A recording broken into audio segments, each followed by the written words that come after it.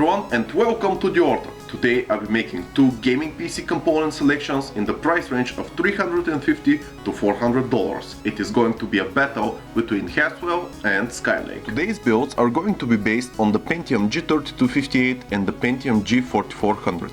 The G3258 is still the preferred CPU for many sub $400 PC builds, but when Skylake came out, people began wondering, is there a new and better low-end alternative?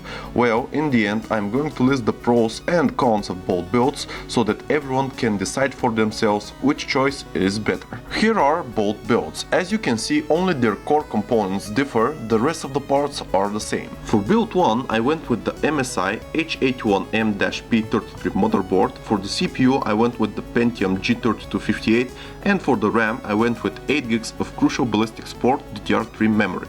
For build 2, I went with the Gigabyte GA-H110-A motherboard. For the CPU, I went with the Intel Pentium G4400, and for the RAM, I went with 8 GB of G-Skill DDR4 memory. And here are the secondary components. For the GPU, I went with the XFX R7 370 graphics card. For the hard drive, I went with the Western Digital Caviar Blue 1TB drive.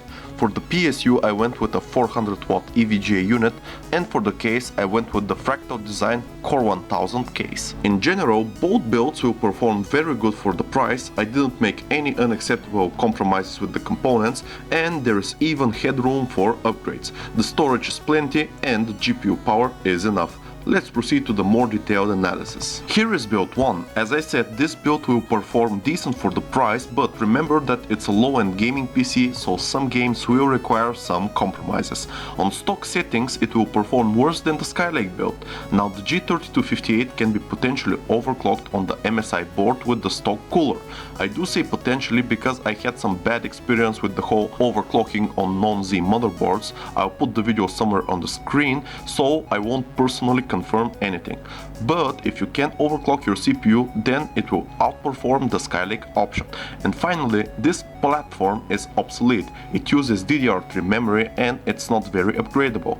In the future, you can get something like a Xeon 1231 CPU and something like a GTX 980 or a R939X, but this will be the most that you can get out of this build. Here is build 2. It is also a good performer, but the same gaming compromises do apply. It will outperform the Haswell option, but the CPU can't be overclocked for now. Also, this is a limited platform. It can be upgraded and it uses DDR4 memory, but it doesn't have a lot of features, and if you plan a significant overhaul, then I recommend that you change the board with something more versatile. So which build won? It is difficult to say. Both builds have their pros and cons. I would have to say that the Haswell build has a slight advantage due to its CPU overclocking ability, but that ability is a bit questionable. In the end, I will let you decide for yourselves which system won. If you are having difficulties with the construction and component selection of your new PC, then you can refer to these tutorials for guidance. They include most of the necessary guidelines required for quality PC building. And so, this concludes this component selection video. If you have any PC and tech related questions, feel free to send them in. So this is the Tech Order, signing out.